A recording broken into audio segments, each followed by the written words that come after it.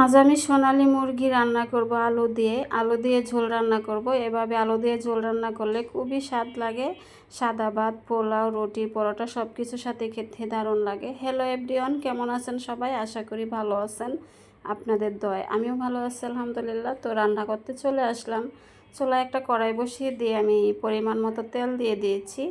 দিয়ে তেলের মধ্যে এখন আমি এখানে 2-3টা তেজপাতা মাঝখান থেকে ছিঁড়ে দিয়ে দিয়েছি এলাচ, দারচিনি, লবঙ্গ। দিয়ে এখন দিয়ে দিয়েছি পেঁয়াজ কুচি, আর কিছুটা পেঁয়াজ কুচি এখানে দেব। দিয়ে এখন পেঁয়াজটাকে ভালো করে ভেজে নেব। আর পেঁয়াজের মধ্যে আমি লবণটা দিয়ে দেব, এতে করে পেঁয়াজটা তাড়াতাড়ি করে ভাজাও হয়ে যাবে, গ্যাসেরও সাশ্রয় হবে।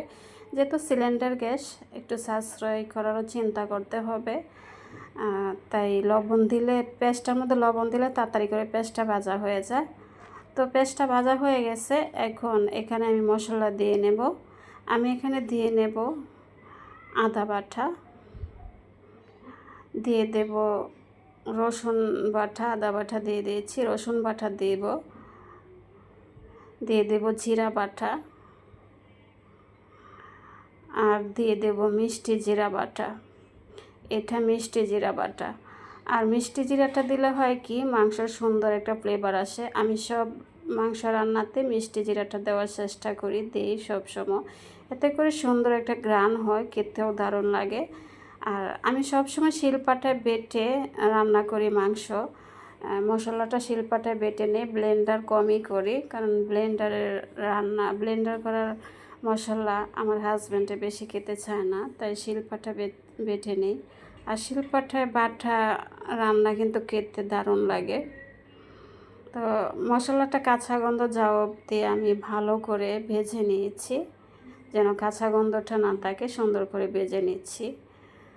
নিয়ে আমি পানি দিয়ে আমি মশলাটা দিয়ে দেব, গুঁড়া মশলাটা দিয়ে কষিয়ে নেব। তো এ পর্যন্ত আপনারা যারা ভিডিওটা দেখতেছেন, একটা লাইক দিয়ে আমার ভিডিওটা কন্টিনিউ করার অনুরোধ রইল। আপনাদের একটা লাইক আমার কাছে অনেক মূল্যবান, আপনাদের মতোই অনেক বন্ধুদের কাছে পৌঁছে দিতে সাহায্য করে, আর আমাকে নতুন আরেকটা ভিডিও বানাতে অনুপ্রেরণা যোগায়। তাই প্লিজ লাইক দিয়ে আমার সাথে থাকার অনুরোধ রইল।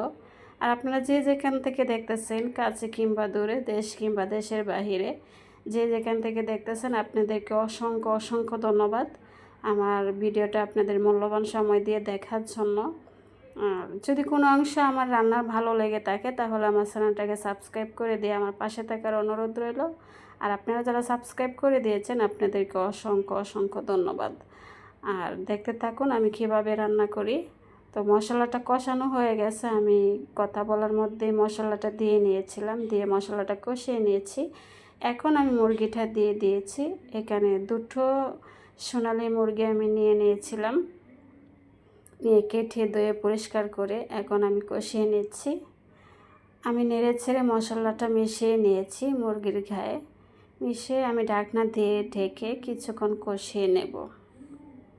কিছুক্ষণ পর ঢাকনাটা উঠিয়ে একটু নেড়ে ছেড়ে দিয়ে আমি এখানে আলু দিয়ে দেব, 10-12 পিস আলু এখানে দিয়ে দেব। দিয়ে একসাথে মুরগির সাথে আলুটাকে কষিয়ে নেব।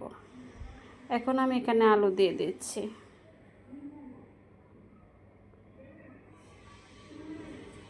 আলুটা দিয়ে আমি ভালো করে আলু আর মুরগিটাকে একসাথে মিশিয়ে নিয়ে ভালো করে নেড়ে ছেড়ে আমি ঢাকনা দিয়ে ডেকে আলু আর মুরগিটা একসাথে কষিয়ে নেব। এখন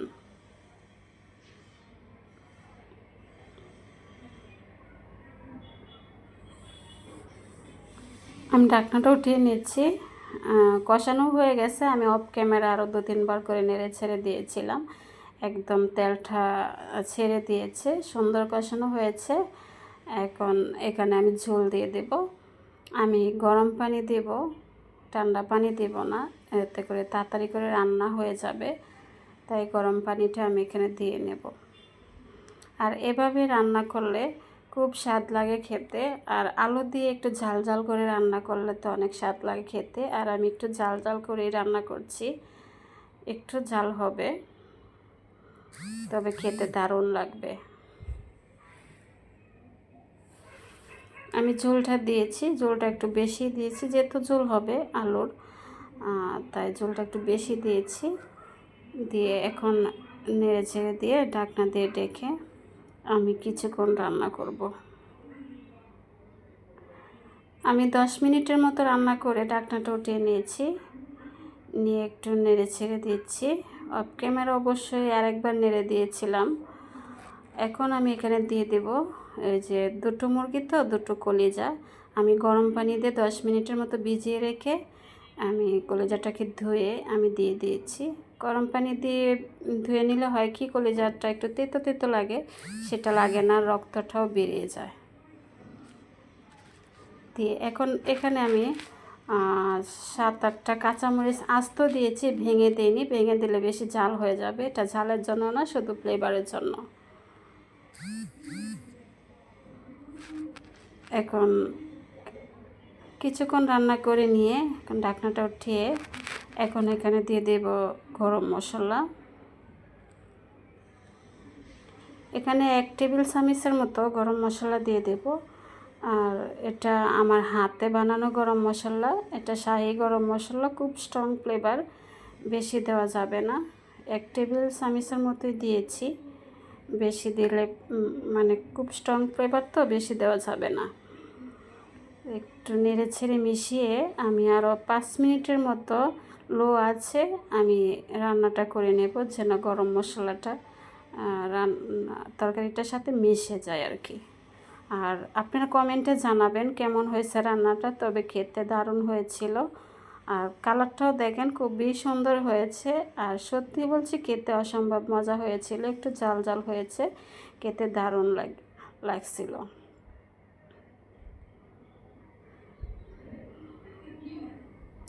আমার রান্নাটা প্রায় কমপ্লিট, রান্নাটা হয়ে গেছে। এখন চুলাটা অফ করে দেব।